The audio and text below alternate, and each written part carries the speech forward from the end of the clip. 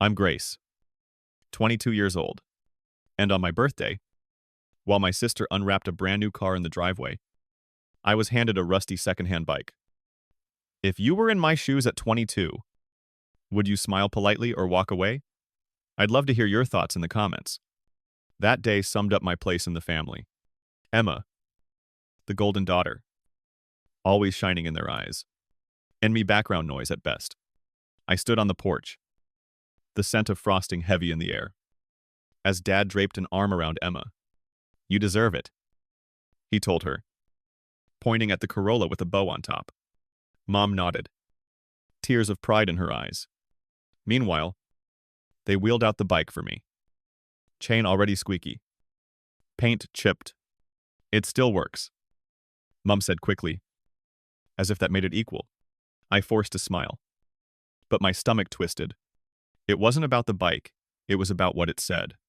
That my dreams, my worth, my future didn't matter the way Emma's did. Later that evening, I pushed the bike up the steep hill to our apartment complex, my legs burning. Neighbors glanced at me, pity in their eyes. Emma passed by minutes later, honking the horn of her new car, laughing with friends. That night, lying on my thin mattress, I stared at the ceiling and whispered, one day, they'll regret underestimating me.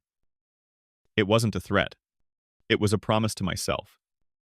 By 2018, I was 24, still punching the clock at the supermarket, stocking shelves and scanning barcodes while my parents pretended not to see me. One evening, I stopped by the family home after work. The smell of fresh bread filled the air. Emma had expanded her bakery, and the whole neighborhood seemed to worship her croissants. My mother beamed as Emma walked in, arms full of boxes. Emma, you've always made us so proud, she said loudly, glancing at me only briefly. Dad chimed in. Running your own shop at 26? That's success. Their words were daggers dressed as compliments. I sat quietly at the edge of the table, pushing peas around my plate. When I tried to mention I'd been saving money for night classes, Mom cut me off. Grace, you should be realistic. Not everyone is cut out for more.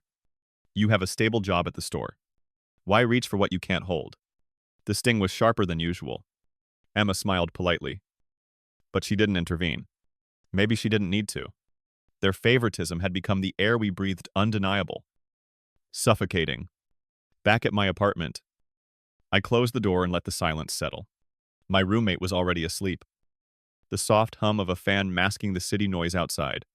I collapsed onto my bed, tears blurring the ceiling. Why wasn't I enough? The next morning, I stared at myself in the mirror, red eyes swollen. But something inside had shifted. The scholarship letter lay folded in the drawer of my desk, waiting. I had applied in secret months before. I'm certain I'd be laughed at if my family knew. Against all odds, I'd won. The letter promised a chance, a fully funded path through community college, a doorway I'd carved myself. But I hadn't told them. They didn't believe in me. They didn't even see me.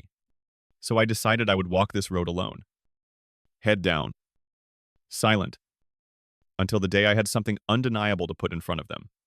That night, I taped the scholarship letter to the inside of my closet door, where only I would see it. A reminder I wasn't worthless. I wasn't just a shadow to Emma's glow. I whispered to myself before sleeping. They'll know one day. And it won't be because I begged them to see me, it'll be because I can't be ignored. By 2019, I was 25 and living two lives. By day, I stacked shelves at the supermarket. By night, I buried myself in textbooks, pushing through classes my family didn't even know I was taking. My schedule was brutal. Mornings started at 6 with coffee brewed in a chipped mug. Then, hours of lectures. Afternoons were spent behind the cash register, smiling at customers while my feet ached. At night, the library became my refuge. The hum of fluorescent lights and the rustle of pages were the only encouragement I needed. Bills piled up. But so did small victories. I aced assignments, earned praise from professors, and built a GPA that proved I wasn't just coasting, I was excelling. One evening in the library, Exhaustion nearly broke me. I closed my eyes, forehead resting on an open notebook. For a moment, I questioned everything. Why hide my success? Why not tell them I was proving myself? But then I remembered my mother's voice. Be realistic. Grace. Not everyone is cut out for more. The sting of those words carried me forward. I folded each graded paper into a folder at home. A secret archive. To anyone else, they were scraps of ink and effort. To me, they were armor. Proof that I was worth more than the dismissive smiles and patronizing pats on the shoulder. My roommate sometimes asked why I studied so late. Why I never brought family to events. I dodged the questions. This was my battle. And I didn't need sympathy. Emma's bakery kept thriving. She posted photos online of ribbon-cutting ceremonies, glowing reviews, and long lines of customers. At family dinners, my parents praised her expansion, her courage, her talent. I nodded along, silent, keeping my own achievements locked away. The contrast cut deep, but I held on, because in the quiet hours, I knew I was laying bricks for a foundation they couldn't ignore forever. By the end of 2020, I had nearly finished my program. My scholarship had carried me further than I ever thought possible, and the finish line was in sight. I promised myself when the moment came. I wouldn't beg for recognition. I'd simply stand tall, and the truth would speak louder than their disbelief ever had. By 2021, I was 26 and had nearly finished my degree. The end was in sight, and I could almost taste freedom. But at home, nothing had changed. That summer, he visited my parents for dinner. The house smelled of cinnamon and bread. Emma's latest recipes lined the counter. She walked in with a basket, and the room lit up. Emma, you've outdone yourself again, Mom said, kissing her cheek. Dad chuckled. Your bakery could be the pride of Seattle. Their eyes shone as if she'd brought them gold. I cleared my throat. I've been working hard too. I'll be finishing school soon. But before I could finish, Mom waved a hand. Grace, you should be practical. School won't change who you are. You'll always be steady at the store. And that's nothing to be ashamed of. Her voice was sweet, but every word was a blade. Emma looked down, not saying a thing. Dad sipped his drink. The moment slipped away, as if I hadn't spoken at all. I sat there, frozen, while they praised Emma's new storefront, her glowing reviews, her loyal customers, my own achievements, the nights in the library, the scholarship, the near-perfect GPA were invisible. That night, I walked back to my apartment in silence. My roommate had left a lamp on for me, the only light that welcomed me home. I shut the door, leaned against it, and let the tears come. Then something inside me hardened. I pulled out the folder where I kept every letter, every graded paper, every scholarship notice. I spread them across my desk, a mosaic of proof. To my parents, they were nothing. To me, they were everything. I whispered into the stillness, I'm done trying to earn their pride. This was my breaking point. From that night forward, I stopped looking backward. No more seeking approval. No more waiting for applause that would never come. The family I longed for wasn't mine to have. But the future I built, that would be mine alone. After that breaking point in 2021, I stopped waiting for recognition. I chose independence instead. My new apartment was small, a single room with walls thin enough to hear neighbors arguing, but it was mine. The rent came from my paychecks, earned through late-night shifts and freelance projects. I taped the lease to the fridge as if it were a trophy. Life became a cycle of exhaustion and quiet triumph. Mornings started at the university library, afternoons at work, evenings buried in assignments. My laptop never cooled. I designed websites for small businesses, fixed broken code for classmates, anything that brought in extra cash. The invoices stacked up in a shoebox under my bed, physical proof that I could survive without anyone's handouts. Groceries became a math game. I clipped coupons, bought in bulk, stretched every dollar. Dinner was often pasta or canned soup, but it tasted better than any feast at my parents' table. because I had paid for it myself. The loneliness was real. Some nights I lay awake, staring at the ceiling, hearing laughter drift from neighboring apartments. Family dinners were replaced by silence. The warmth of home traded for independence that sometimes felt cold. But then came the small victories. An A on a tough exam, a professor's handwritten note praising my work, a deposit hitting my bank account just in time to cover rent. Each one stitched together the belief that I was stronger than their neglect. By spring 2022, my hard work opened a door, an internship with a mid-sized tech company in downtown Seattle. The email confirming my acceptance made me laugh out loud. Alone in my apartment. For once, the silence sounded like celebration. I biked to the office on a used cycle I bought with freelance money. Each pedal stroke reminded me of the rusty bike I got at 16, the gift that felt more like an insult. This bike was different. It was mine. Earned. Not handed down.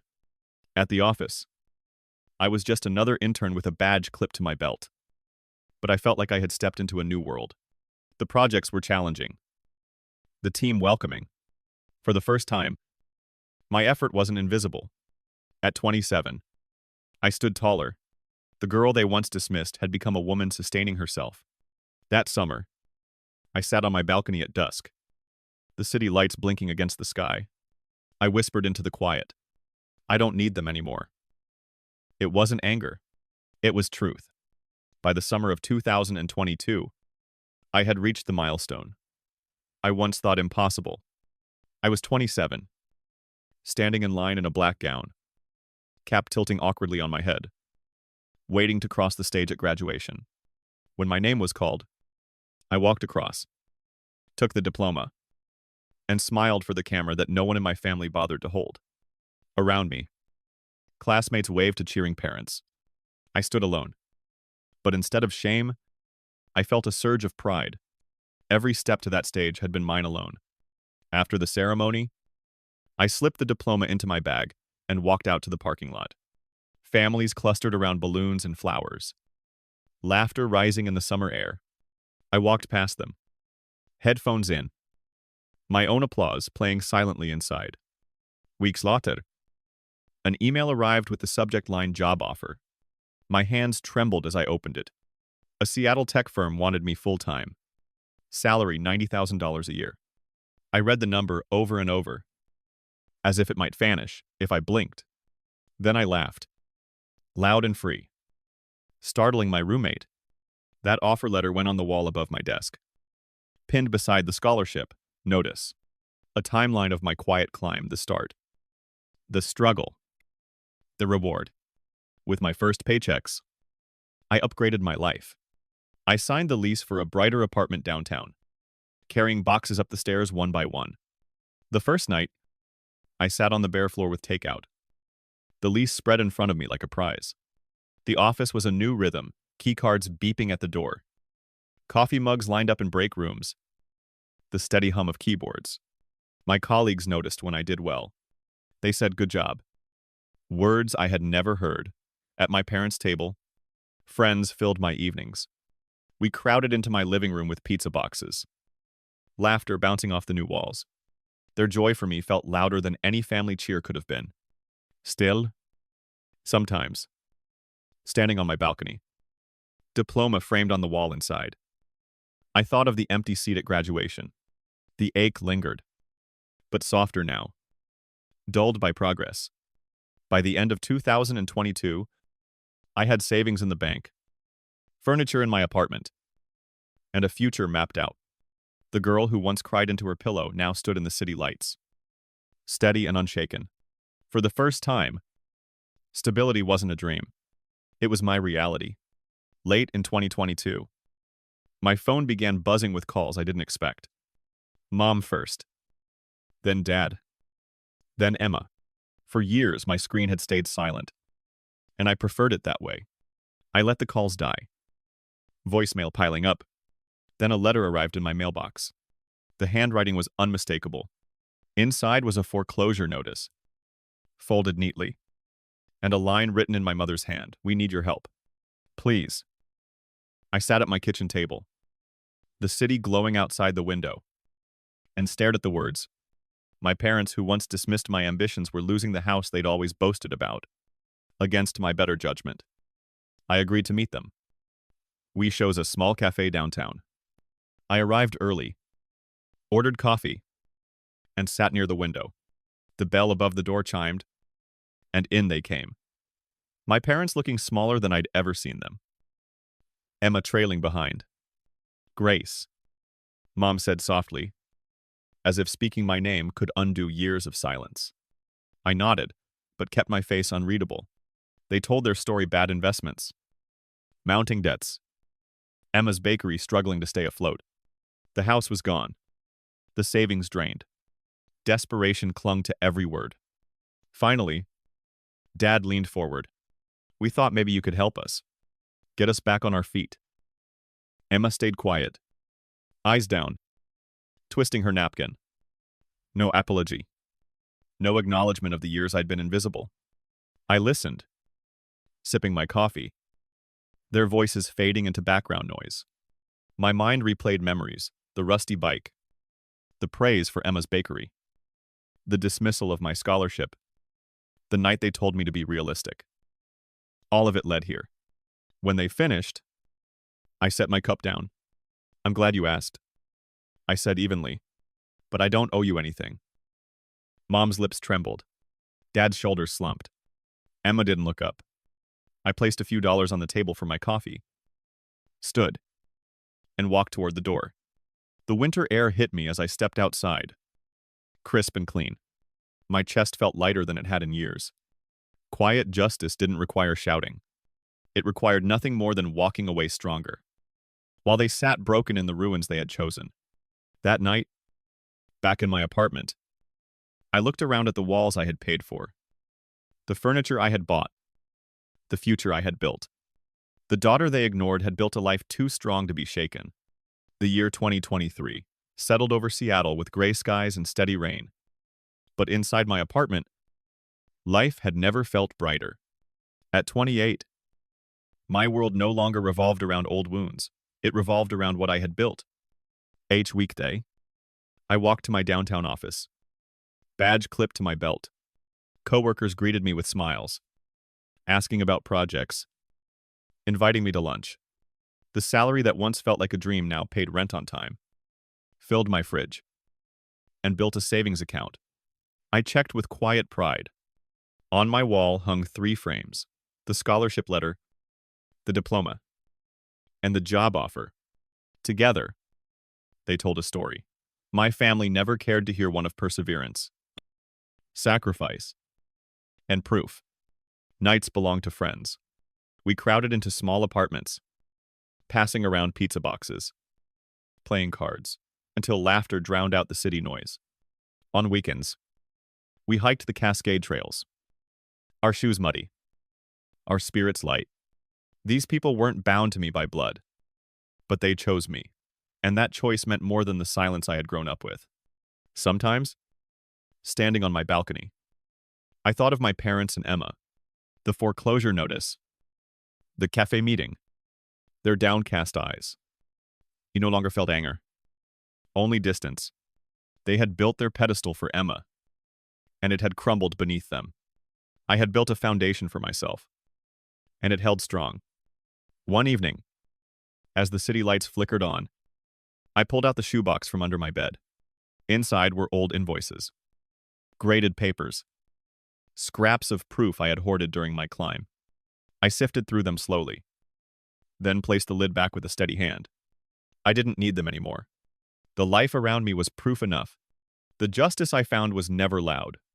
It didn't come with shouting or revenge. It came with standing taller, living freely, while those who dismissed me faded into the background. Quiet justice. If anyone asks about the daughter they overlooked, my answer is simple. I learned to thrive without them. And in that truth, I finally found peace. Looking back now, the story isn't about a bike, or a car, or even a scholarship letter. It's about learning that sometimes the people you crave recognition from are the ones least able to give it. For years, I chased their approval, trying to earn a seat at a table where I was never truly welcome. It took breaking away living in a cramped apartment, eating pasta night after night, juggling work, and study for me to realize that their silence wasn't my failure. It was their choice. Quiet justice isn't about revenge. It's about standing tall in the life you've built, while those who doubted you crumble under the weight of their own choices. At 28, I don't feel anger anymore. I feel peace, because I know now that I was never invisible. I was simply looking in the wrong direction. So, if you've ever been the overlooked one, the underestimated one, let my story remind you, you don't need their applause. Build your own stage, and let your success be the proof.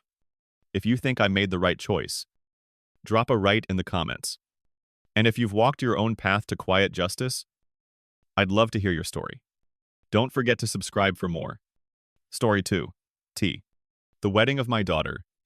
She told her wealthy mother-in-law. And I heard it. She's nothing like you, just a pitiful failure. During toasts, I got up and played a message her late father had recorded prior to his passing. There was utter silence in the room. During toasts at my daughter's wedding, I stood up and played a message her late father had recorded before he passed away, because I heard her tell her wealthy mother-in-law. She's just a pathetic failure. Nothing like you. There was utter silence in the room. The majority of people call me Dot, but my name is Dorothy Williams. Up until 2 weeks ago, I believed that my daughter Sarah respected me. Even though I am 68, in many ways, I was mistaken. The wedding turned out to be everything Sarah had imagined since she was 12 years old. The Connecticut estate of the Ashford family, with its well-kept grounds and movie-like mansion, a 12-piece orchestra, 200 guests, and enough flowers to fill a florist's shop. Sarah had achieved her life's ambition, and Michael Ashford's family had wealth that stretches back generations. That morning, wearing the navy dress I had purchased, especially for the event, I had driven up from my tiny Hartford flat. It was respectable, but it wasn't designer, until I saw the other guests. I at least believed it to be. The women wore diamonds that could make you blind, clothes that were more expensive than my rent each month, and that certain air of confidence that comes from never having to check your bank account. I had meticulously preserved her grandmother's old Chanel dress for 40 years, and Sarah looked stunning in it. When we believed that love was sufficient to start a life together, I wore the same dress when I married her father. Frank, I was naive enough to believe it held sentimental value for her, but she had insisted on wearing it. How foolish I was. If you enjoy such things, the ceremony was ideal. I took a seat in the second row, directly behind Sarah's husband and her college flatmate. Michael's mother, Patricia Ashford, sat in the front row, her pearls likely costing more than my car. Since we first met 8 months ago, she had been courteously distant from me, the kind of coldness that is disguised as politeness but is just as ruthless. I was standing close to the terrace doors during the cocktail hour, following the ceremony, when I heard Sarah's voice, presumably believing that the music would drown out their conversation. She was speaking to Patricia, close to the flower arrangements. However, as any mother will tell you, I've always had exceptional hearing, which is both a blessing and a curse. Sarah was looking at me and saying, "Don't worry about her. She is nothing more than a pitiful failure. There is nothing like you. She has never done anything significant. She spent 30 years working at the public library. After all, is there anything more gloomy than this?" Patricia gave a nod of approval. At least she is aware of her role. Some people from less complicated backgrounds have a tendency to push themselves into places where they don't belong. I gripped my champagne glass tightly. The backgrounds that are simpler, as though hard work and dignity were a source of shame. I remembered working double shifts to pay for Sarah's college education. Frank and I had given up everything for her to have access to summer camps, music lesson, and other opportunities that we had never had. I thought of the letter in my purse at that moment. A week before he passed away, Frank gave it to me with very clear instructions. With a weak but determined voice, he had said, "If Sarah ever treats you badly, you read this aloud. Don't make me a promise. She needs to know my true feelings about a few things." Since then, I've kept it with me, never thinking I'd ever need it. However, As I stood there, hearing my daughter call me a pitiful failure to a woman who didn't think I was important, I realized that Frank had anticipated something that I hadn't. Throughout his last months, he had been observing Sarah's transformation, and he had not been pleased with what he saw. The reception dinner was a haze of small talk and fake smiles. I took a seat at table 8, which was positioned so that I was out of sight, but not so close that it was obvious that I was banished. The people I ate dinner with were distant relatives of Michael's family, and they politely discussed the weather and the lovely flowers without asking me what I did for a living.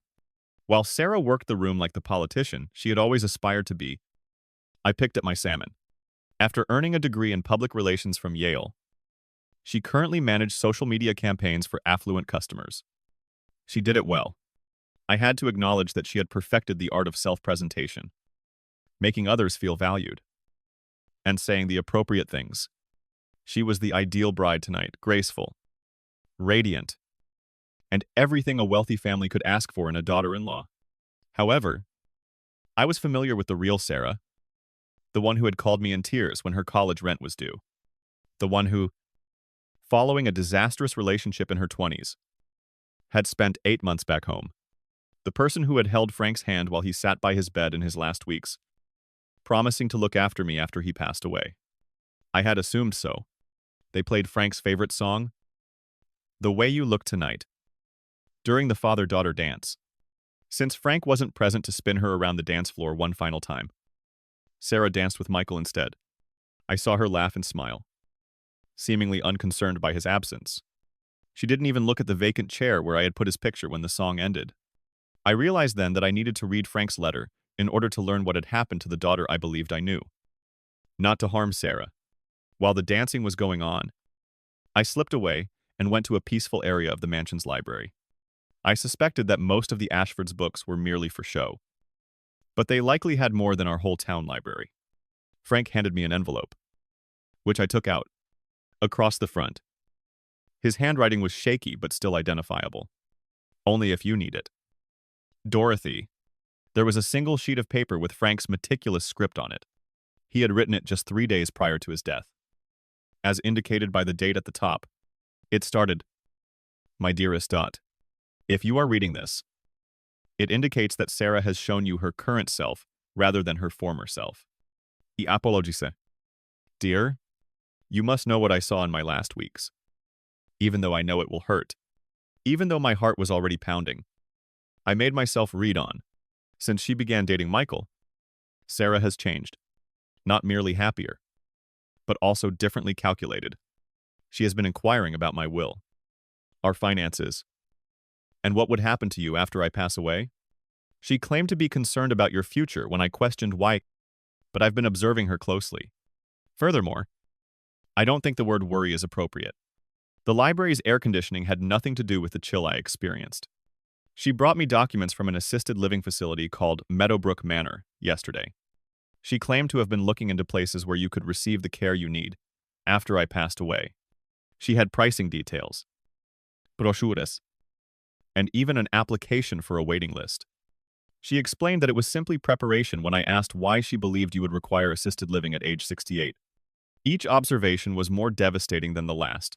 As the letter went on for another page, Frank explains how Sarah's frustration with his medical requirements is growing.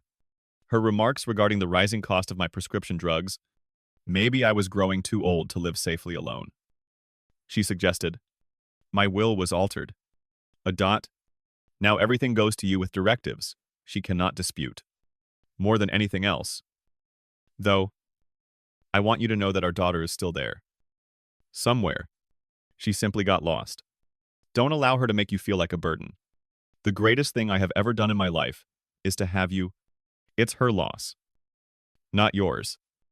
If she is unable to see that. Forever yours." Frank was the letter's simple signature, and the postscript made me shake my hand.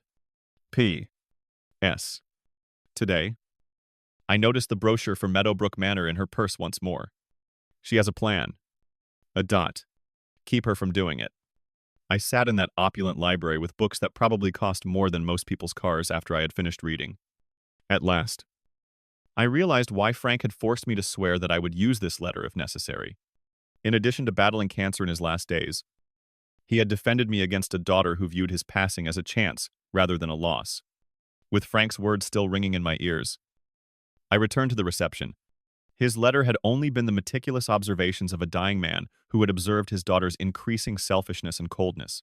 It had not included any startling disclosures or intricate investigations.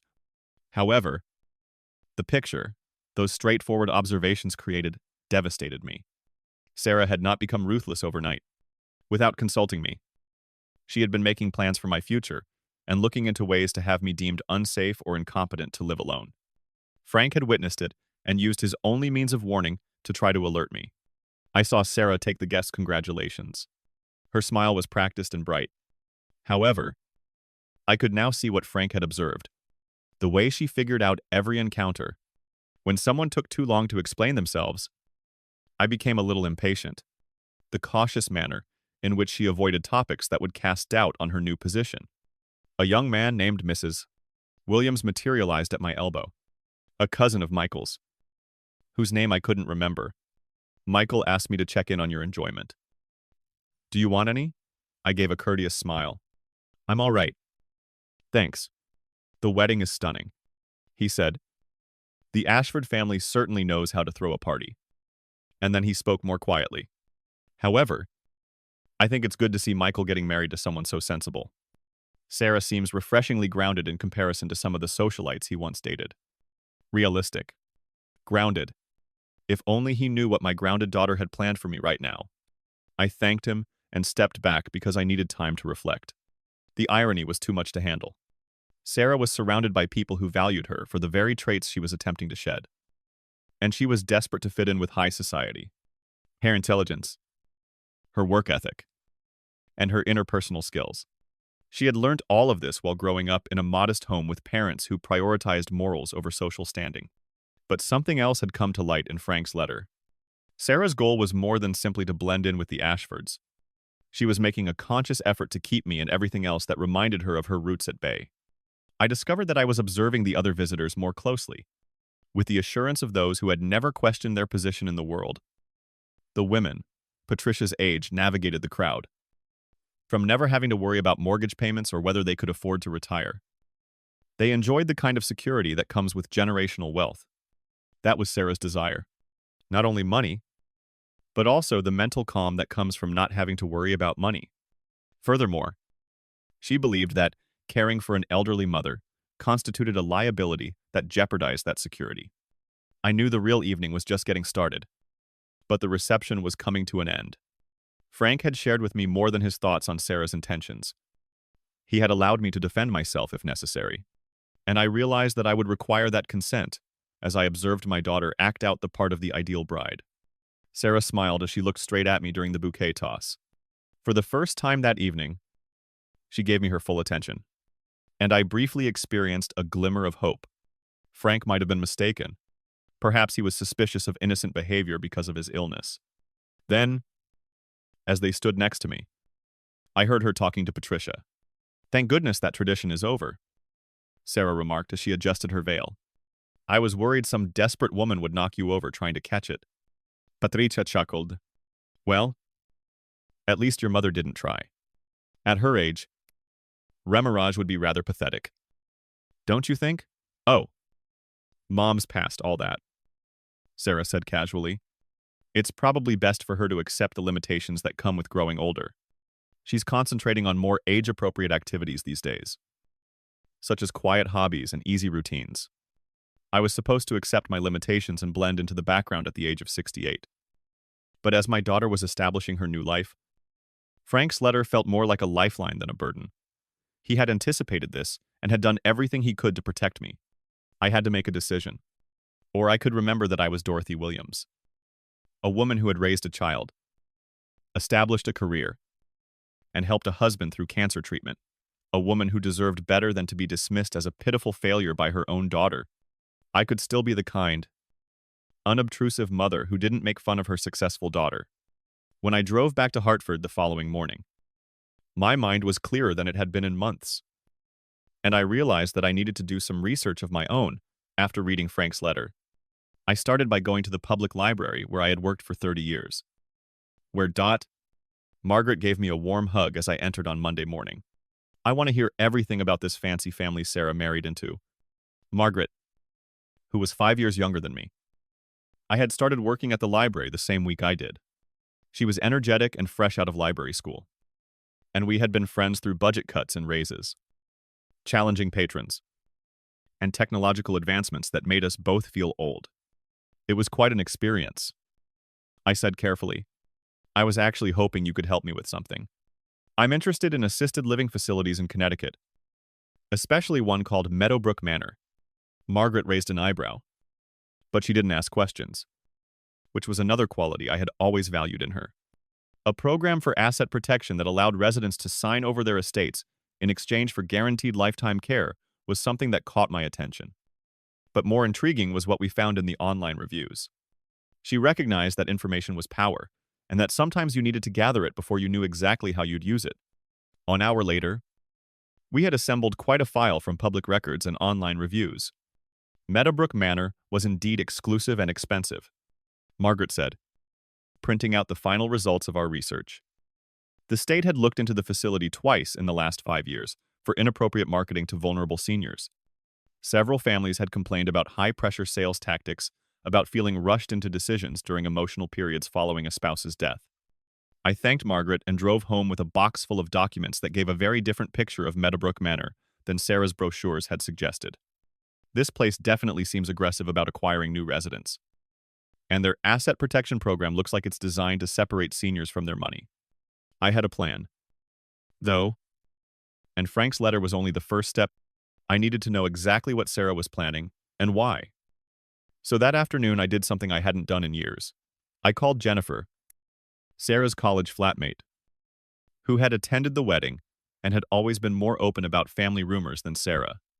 I asked a few lighthearted questions about the Ashfords' history, under the pretense of wanting to properly thank them. And what I discovered was fascinating. The Ashfords were indeed wealthy, but their wealth was relatively recent. As Michael's grandfather had made his fortune in manufacturing following World War II.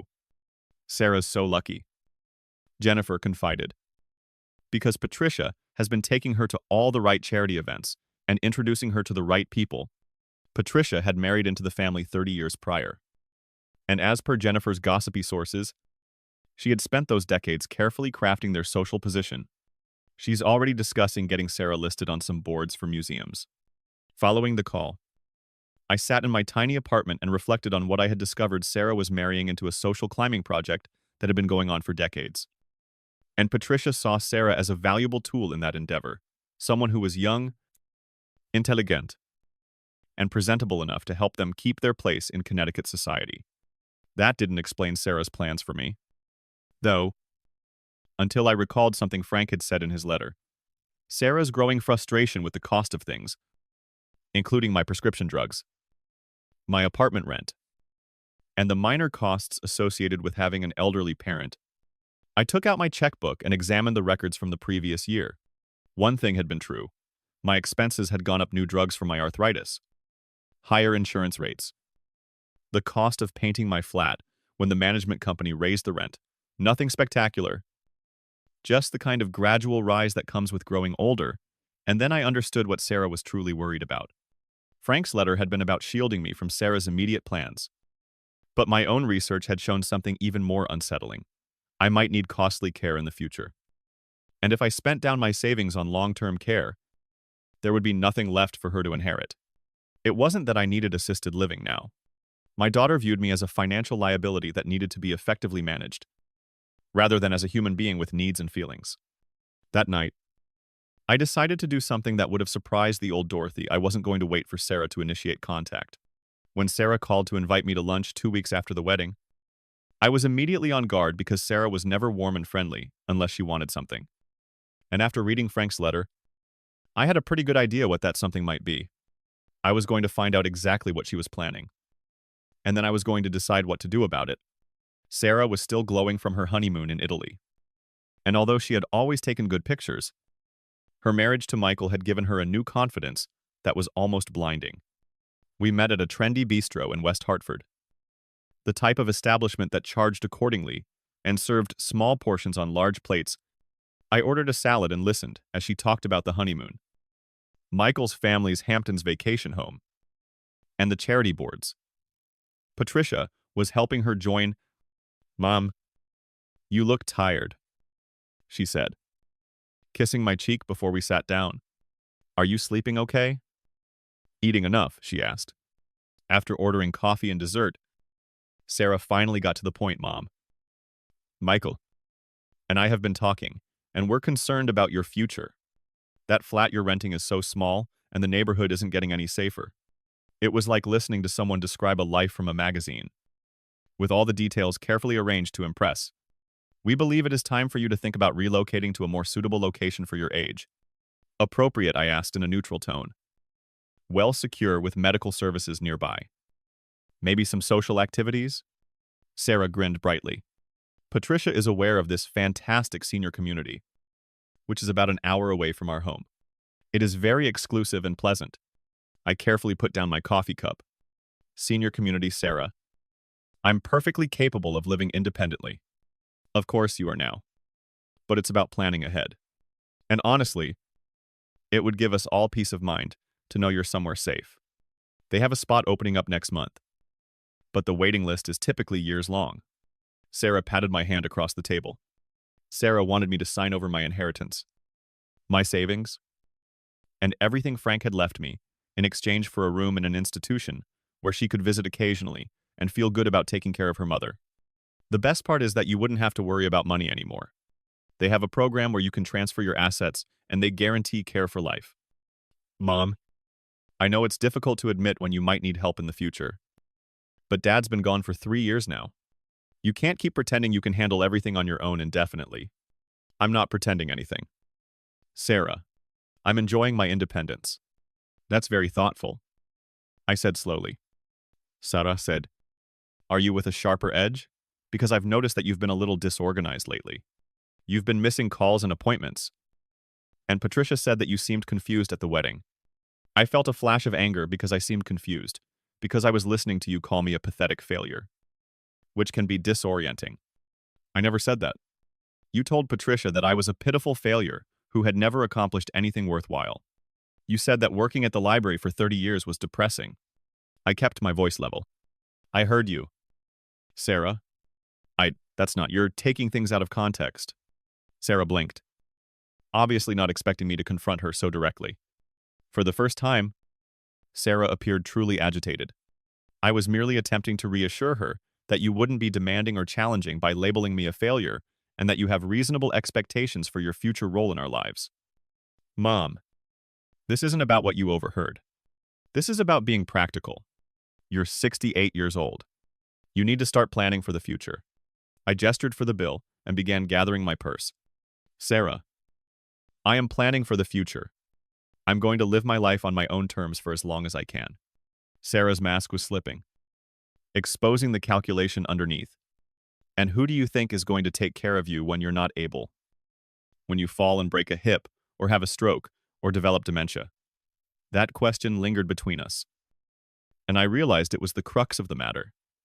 Sarah wasn't concerned about my present needs, but she was afraid of what I would need in the future. And she wanted me safely stored away where my aging wouldn't interfere with her new life. As I drove home, I reflected on Frank's last gift, to me not just the letter alerting me to Sarah's plans, but the knowledge that he had witnessed our daughter's transformation taking place and had attempted to shield me from it. I'll deal with that when it comes to me, I said. But Sarah, when that time comes, I hope I'll still have a daughter who sees me as a person worth caring about, not just a problem to be solved. A month after Sarah's lunch invitation, she called again, and this time I could hear voices in the background, and the formal tone in her voice told me she was performing for an audience. Sarah believed she was putting me in a tight spot, but she didn't know she was actually revealing just how far she was willing to go to defend her new status.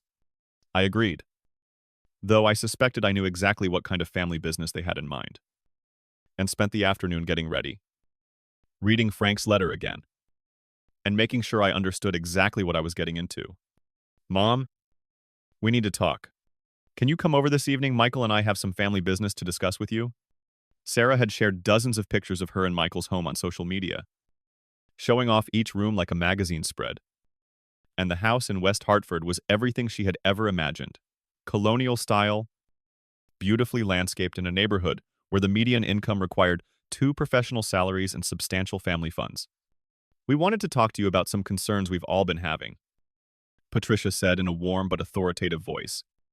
And Sarah jumped in. Mom, you've seemed more forgetful lately. When I arrived, I found Sarah, Michael, and Patricia waiting in the formal living room. The staging was intentional, with me sitting alone on one side and the 3 of them facing me from the sofa. It felt like an intervention, which I understand. Missing appointments and taking too long to return calls. We believe you may be going through some early cognitive changes. Small things, but they're adding up. Michael nodded solemnly. We need to take proactive measures to address it. But it's nothing to be ashamed of. I listened to their well-practiced presentation. With increasing comprehension, they had created a story about my deteriorating mental state. However, these were minor distortions of typical behavior rather than the manufactured examples I might have anticipated. I had rescheduled the missed appointment because of a conflict. Not urgent calls. But telemarketers and Sarah's friend Jennifer were the ones that went unanswered. The good news is that we were able to get you a spot at Meadowbrook Manor. Patricia added. Next week. They have an opening, and we can swiftly set up the transfer. Michael pulled out a folder of documents, including power of attorney agreements, asset transfer agreements, healthcare directives, and other documents to ensure a seamless transition and safeguard your interests. All you need to do is sign these papers, he said. I glanced at the 3 of them. These individuals who believed they could use inflated worries about my mental state to coerce me into signing away my life.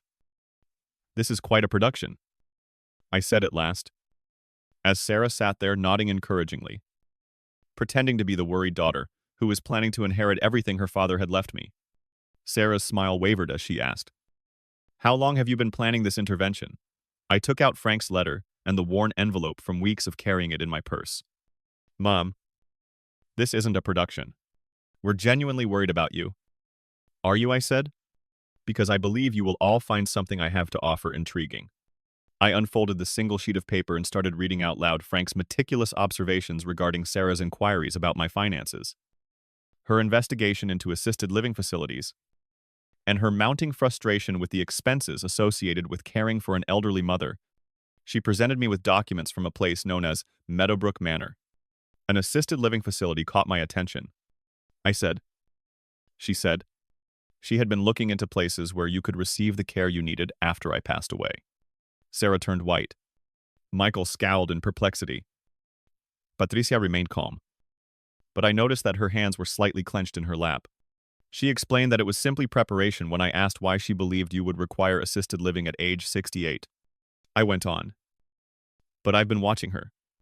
And I don't believe the word planning is appropriate.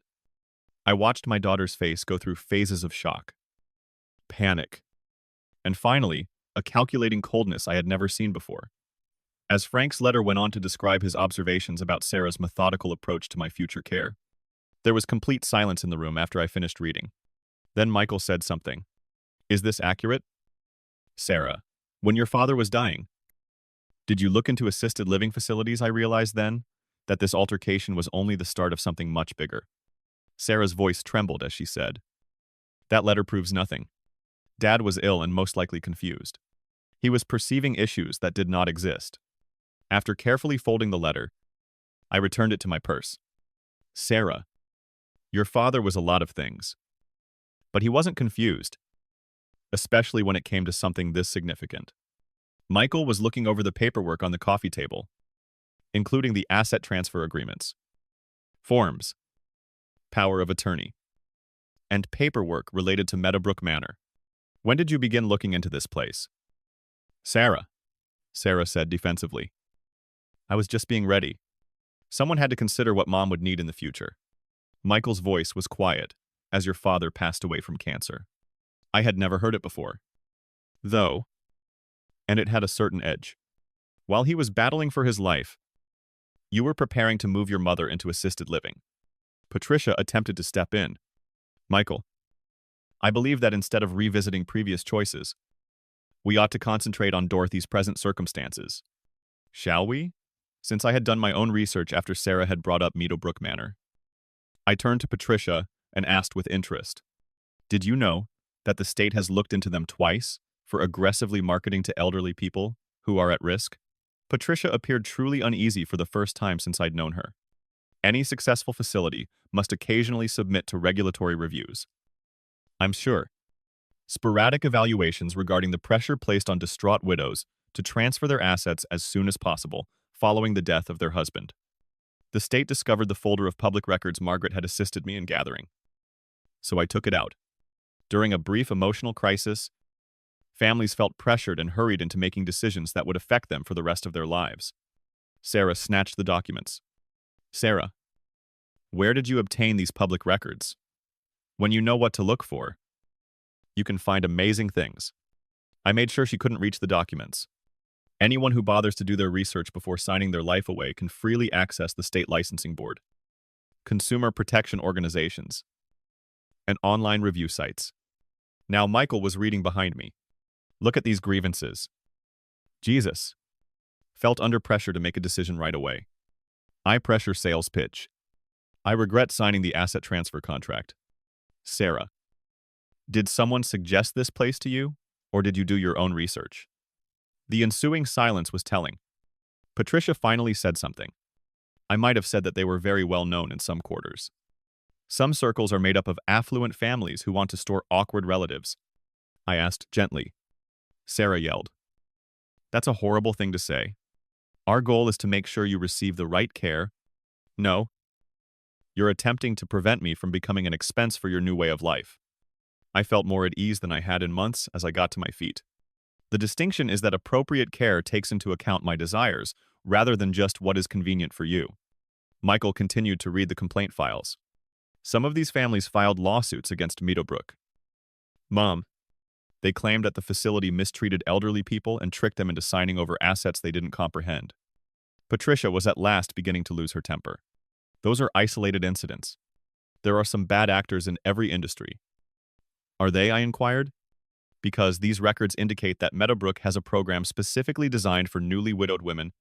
They offer estate protection services, market to families during the funeral planning process, and make recommendations through specific funeral homes and attorneys. I observed how the three of them assimilated this knowledge. Sarah appeared to be about to get sick.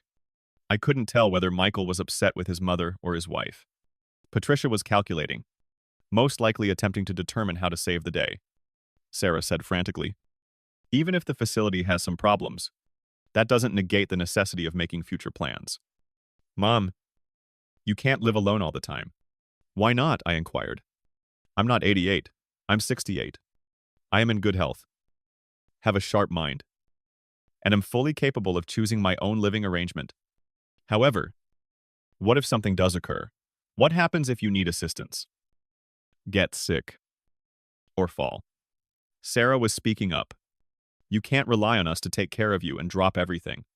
The true fear that lay beneath all the worries about my well-being was there. Sarah didn't care about what I needed right now. She was afraid her carefully planned new life might be disrupted by my future needs. "Sarah, I don't expect you to look after me. I'm counting on you to respect my freedom to live my life as I see fit. Those decisions have an impact on other people." Patricia said acerbically. "Everyone's interests should be taken into account when making decisions as a family." I reiterated everyone's interests. "Patricia, what are your specific interests in this matter?" Patricia sat up straight in her chair and put her social mask back on. "I want to see this family get along well together. Since Sarah is now my daughter-in-law, both her and my welfare are at stake. Are you worried about that?" "It does." "Of course. For this reason, we believe Meadowbrook would be ideal for you. You would have social activities with people your own age, medical care close by, and security." I had to respect her perseverance. They were even caught endorsing a place with a bad reputation. She continued to try to convince me of the advantages of living in an institution. I said softly, "Patricia, I worked at a public library for 30 years. You know what I learned from that. How to conduct in-depth research. identify contradictions in people's accounts, and assist others in locating the data they require to make wise decisions. Michael raised his eyes from the complaint files. What inconsistencies are there? For example, when someone suggests a particular facility that they say they have studied, but all of the information they use is from marketing materials rather than unbiased sources. When someone is very eager to see a certain result but is unable to articulate why it is significant to them personally. I looked straight at Patricia. Sarah made an effort to take charge of the discussion. You're being paranoid. Mom, aren't we attempting to assist you? Because asking someone what they want, rather than telling them what they're going to do, is typically the first step in providing help. I felt like I was finally making progress as I took a seat again. Sarah, have you ever asked me what I truly want out of all these discussions about my future? We want what's best for you? Of course. I didn't ask that question. Have you inquired about my desires? Uncomfortably. The silence stretched. Michael finally said something. Dorothy, what do you want? For as long as I can, I want to live in my own flat. I want to be in charge of my own financial, social, and healthcare decisions. Instead of being viewed as a problem to be solved, I want to be treated like a capable adult. I stopped, considering each of them as it is, and I want my daughter to view me as a person deserving of respect, rather than merely as someone who must be effectively discharged. Tears came to Sarah's eyes. You have my respect. Mom, I'm just afraid. I'm afraid I won't know how to handle something that happens to you. I heard something sincere in her voice for the first time that evening. It's okay to feel afraid. Sarah, but that doesn't mean you should try to take over someone else's life. I'm not attempting to take charge of your life. What am I attempting to shield you from my own errors? From being self-sufficient. From being able to make my own decisions with dignity.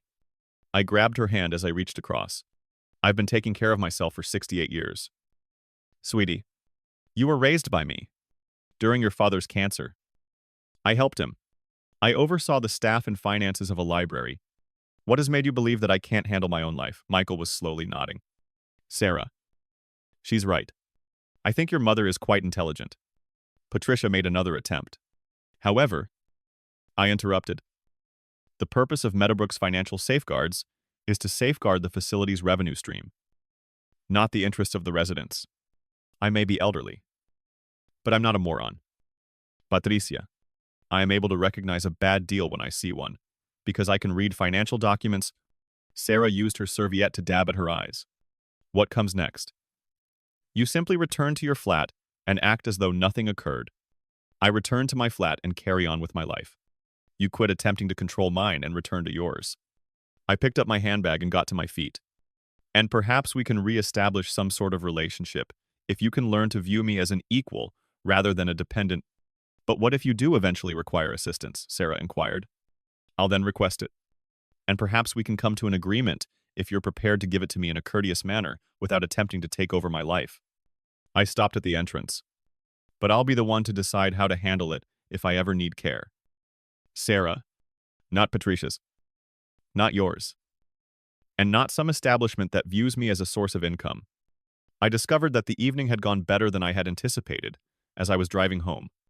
I had received the ammunition I required from Frank's letter, but I had gained more valuable insight from my own research, namely, that I was correct to defy their pressure.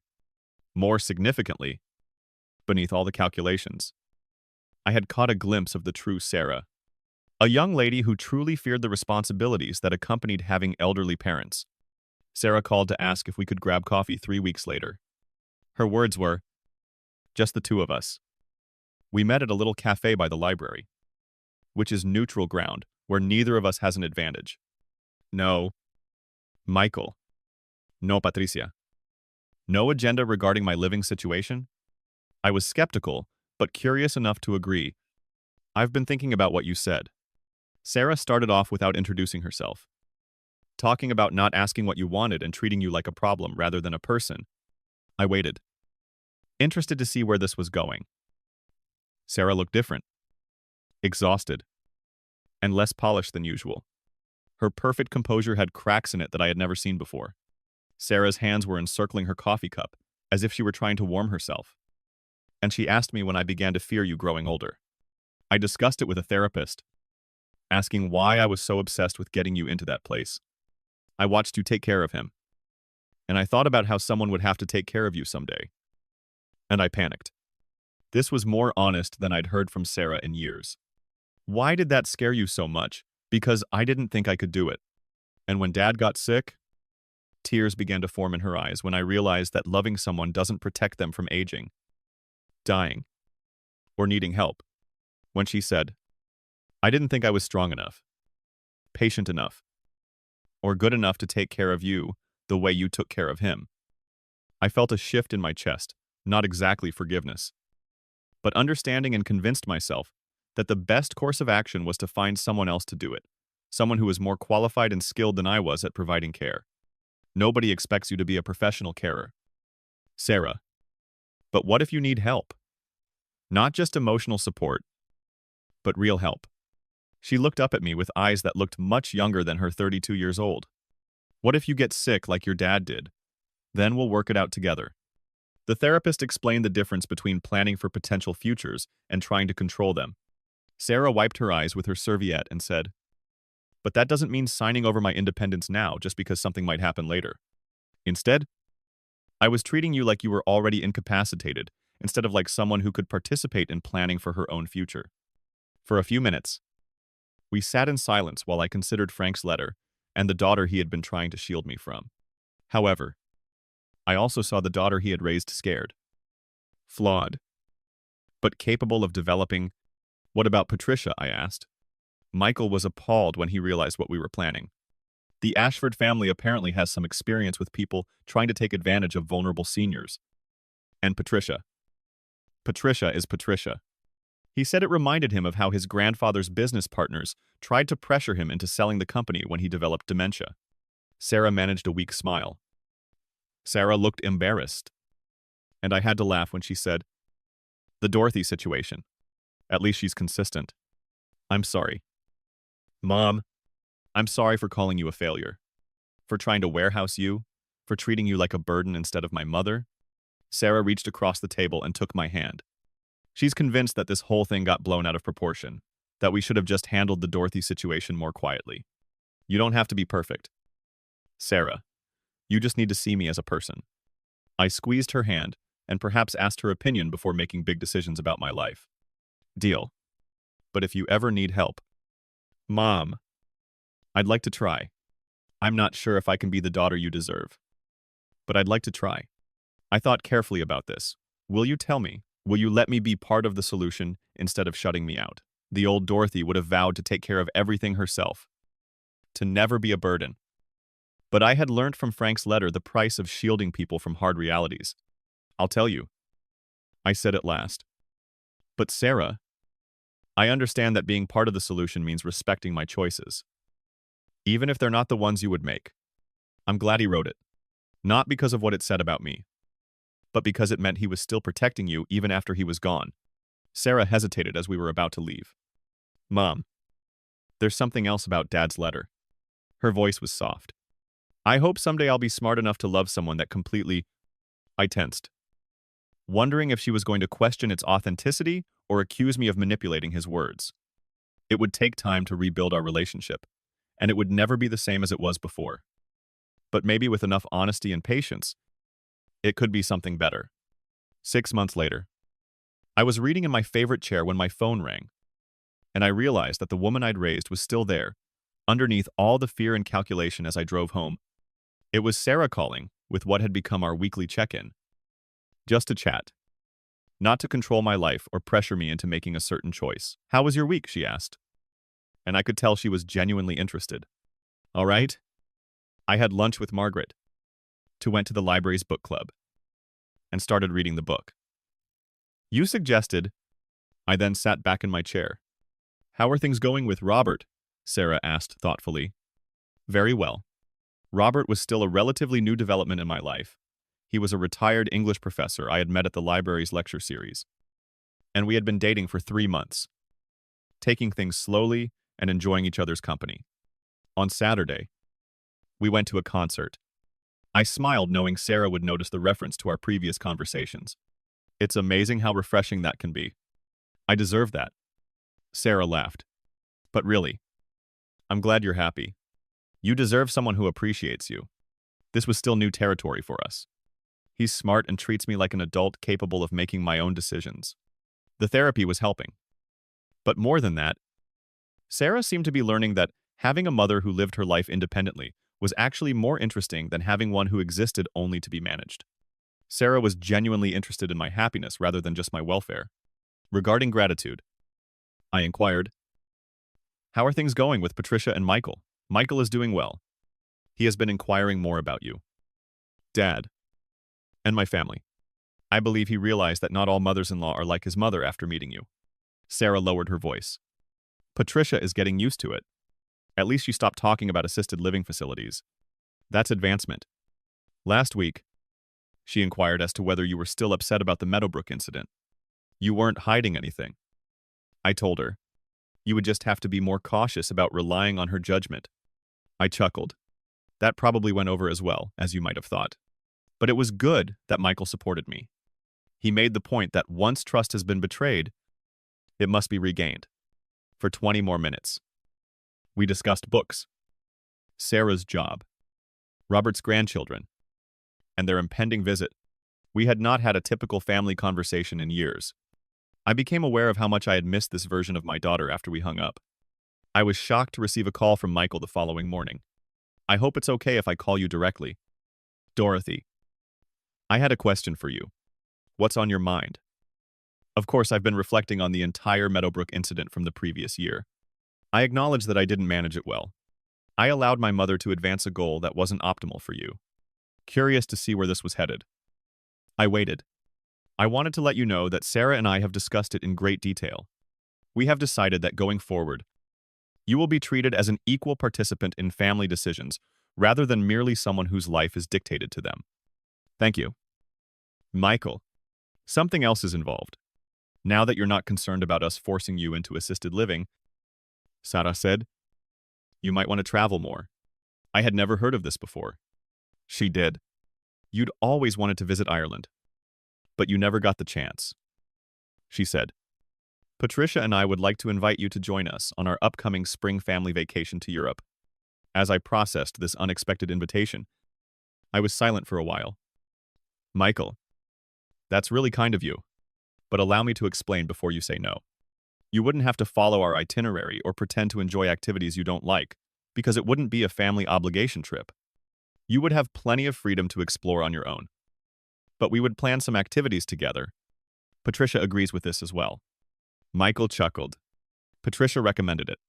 In fact, I believe she has finally realized that a contented, self-reliant mother-in-law is better for the family than one who is resentful and feels pushed around. I sat in my flat after we hung up, reflecting on how much my life had changed in the previous 12 months. Sarah had been preparing to take control of my assets and place me in an institution a year prior.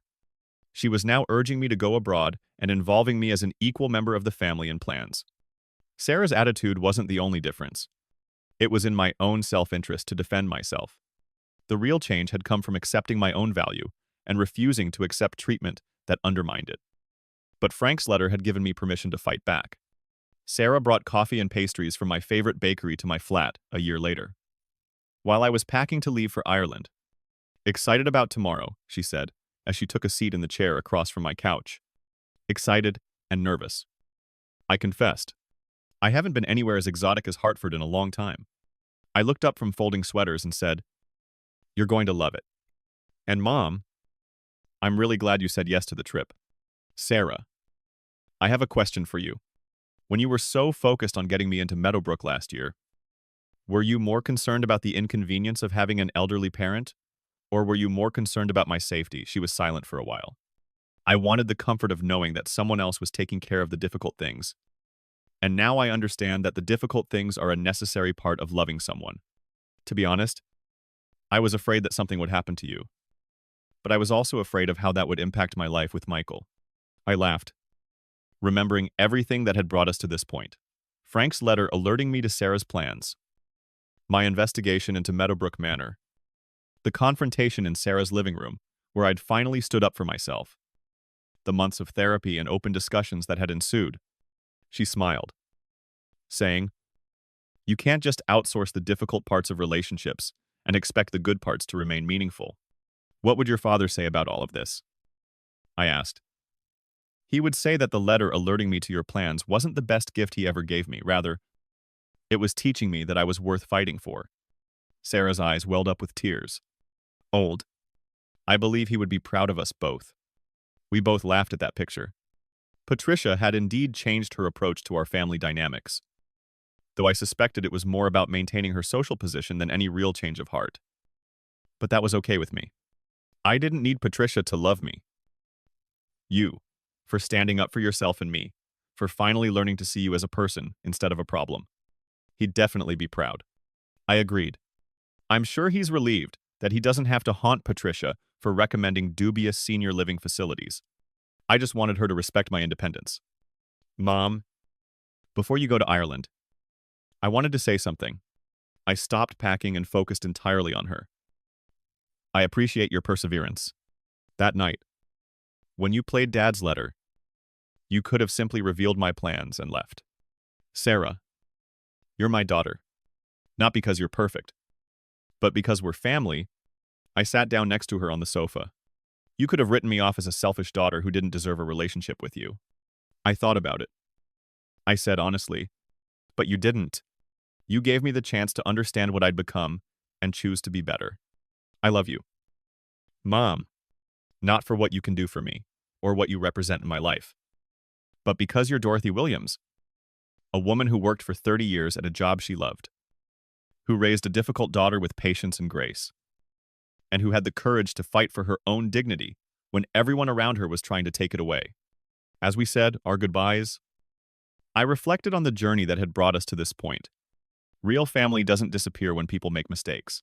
It just requires patience. Frank's letter had sparked the pain of hearing my daughter call me a pitiful failure, the fear of losing my independence for the convenience of someone else, and the realization that I was stronger and more valuable than I'd let myself believe. Some victories don't come with fanfare or celebration, but the true triumph had been realizing that I was a person worth respecting, worth fighting for, and worth loving just the way I was. Tomorrow, I'm flying to Ireland, not as a burden being handled by my family, but as Dorothy Williams, a 9-year-old woman starting an adventure she's dreamed about for decades. Refuse to disappear when everyone around you was trying to make you invisible. As I finished packing, I thought that was exactly the kind of legacy Frank would have wanted me to create. Sometimes the greatest triumph is just the quiet satisfaction of knowing you. It was an awakening, a raw pulse of human truth wrapped in whispered secrets and veiled emotions. As this story slowly fades into the shadows of your mind and dissolves into the silent spaces where memory and mystery entwine, realize that every word is a shard of broken reality. Every sentence is a bridge between worlds seen and unseen, between the light of revelation and the dark abyss of what remains unsaid. These digital confessions whisper into the void, where anonymity becomes the mask for truth, and every viewer becomes the keeper of secrets too heavy to carry alone. Stories breathe their most powerful magic here, stirring the deepest chambers of your soul, provoking the unspoken fears, the buried desires, and the fragile hopes that cling to your heart like fragile embers. So hold on to this feeling, this electric thread of wonder and unease, and now that secret, that trembling echo of someone else's reality, becomes part of your own shadowed narrative, intertwining with your thoughts and awakening that unquestionable curiosity, the insatiable hunger to know what lies beyond, what mysteries hover just out of reach, waiting for you to uncover them, what stories have not yet been told, because it's what ties us all together in the vast invisible web of human experience. If your heart is pounding and your thoughts are consumed by the what-ifs and the may, then you know that the story has done its job and that its magic has become ingrained in your being. Keep this in mind before you leave this world. Every story you read here is a whispered call to search further, to listen more intently, to embrace both the light and the dark. If you were lost or found yourself changed in any way, then honor this connection by sustaining the flame by, for example, watching this video if the story made you feel uncomfortable, In order to be the first to welcome the next confession, the next shadow, or the next revelation that is waiting to emerge from the depths, you must subscribe to join the fellowship of seekers who pursue the unseen truths and ring the bell. Here, we do more than just tell stories. We also become conduits for the forgotten, the hidden, and the unsaid. You have joined this sacred ritual, dear listener. So, until the next story finds you in the quiet hours, keep your senses keen, keep your heart open, and never stop searching for the whispers in the silence. Thank you for watching. Be careful. Good luck. After hearing today's story, you may have some new questions or memories that you would like to revisit. These moments remind us that we are all human, sometimes happy, sometimes sad, and always learning something new. Every day on Reddit, new experiences and moments create fresh stories that connect us all. Everyone has a different life journey, and we all attempt to understand the world in our own way. If you liked this story, please share it with your friends. Every story has its own unique angle, and we aim to understand everyone's perspective and make our content diverse and relatable. Your ideas and feedback are always valuable to us because they inspire us to create even better content. These kinds of stories help us understand that everyone's journey through life is unique, and that we can learn something new from hearing others' stories. You can also share your own stories with us. Your experiences are important to us too. If you like this video, please leave a comment. We always strive to produce content that makes you smile and inspires you, though what we saw today was only a small portion of the many stories shared on Reddit and around the world. It serves as a reminder of how we all attempt to understand life by sharing our experiences with one another. If you have already seen this video, your feedback is still valuable because it helps us improve our content and give our viewers a fresh perspective. We hope to continue sharing stories like this that help us all learn and grow together. Thank you for your time. And don't forget to keep an eye out for more stories coming soon. If you haven't already, please like and follow for more incredible content. This video was just an example of how we try to connect with others through storytelling, learning about different sides of life. Until the next time, be careful and continue to be curious.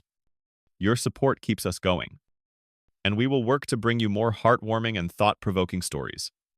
Asterisk.